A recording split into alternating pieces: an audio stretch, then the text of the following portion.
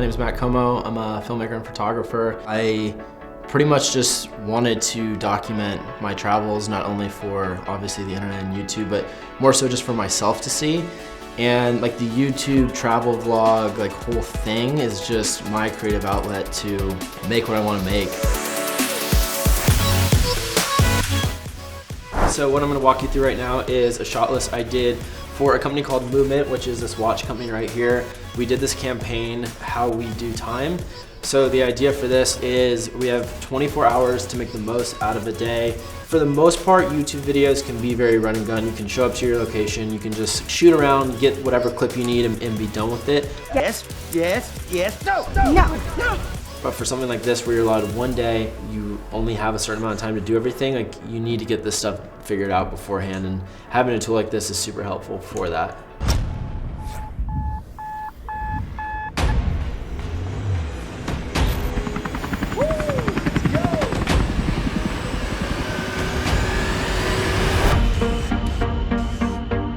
Here is the breakdown of the shot list. So we have time, we have our shot, camera, shot size, equipment, lens, and location. For this particular shoot, I believe we had like 3 or 4 locations. We started out in Lake Tahoe for an early morning sunrise hike. And then after the hike, we went to Squaw Valley. We snowboarded in the early afternoon. After the early afternoon, I got on a flight back to where I'm from, Orange County. In Orange County, I went cliff jumping at the spot I grew up cliff jumping at. And then from there, we got picked up in a helicopter and did a sunset, like nighttime ride over downtown LA. It says the perfect 24-hour California day, but in reality, you know, you only have maybe 12-ish hours to shoot it. You want to think about what shots are essential, what do you need to get to actually make a story.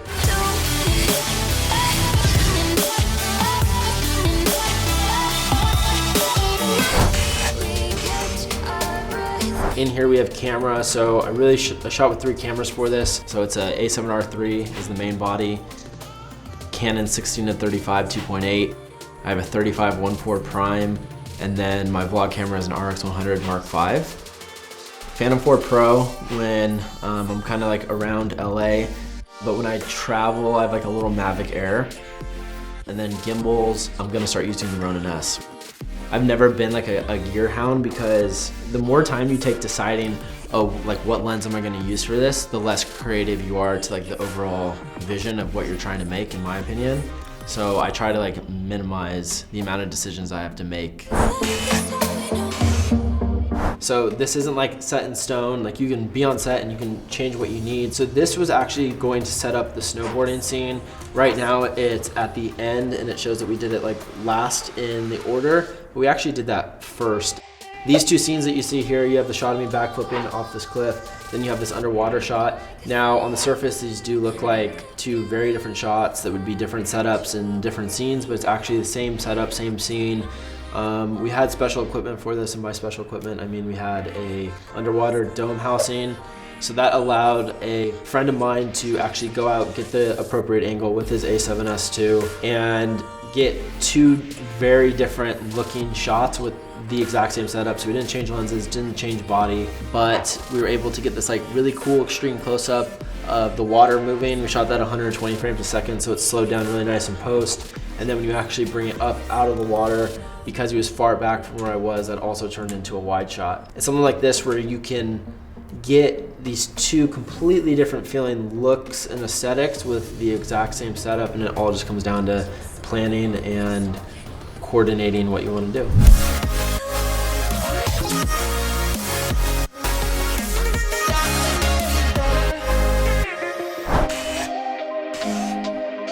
So something that might be overlooked, but I'm really particular about, is the way things are aligned.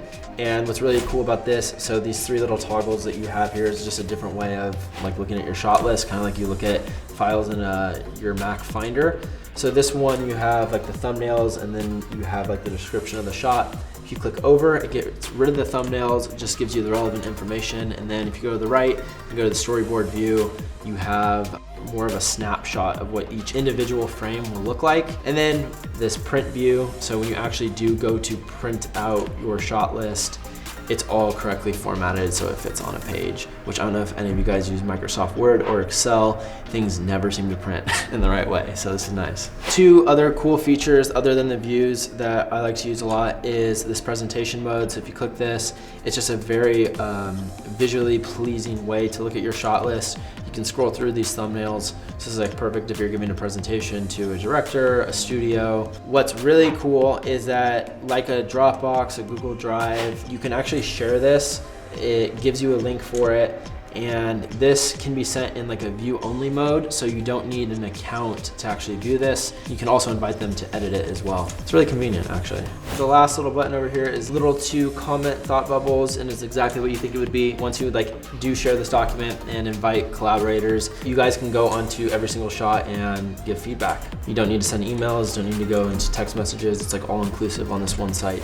So it's really nice when like companies come along and they take something that's like archaic and old and revamp it and make it new. And this is like, it's a great example of that. There's nothing really out there that makes a shot list so easy to make. This video link will be down below, and if you guys liked what you saw, go check out StudioBinder. It's a very valuable tool, and I definitely plan on using it for my projects going forward.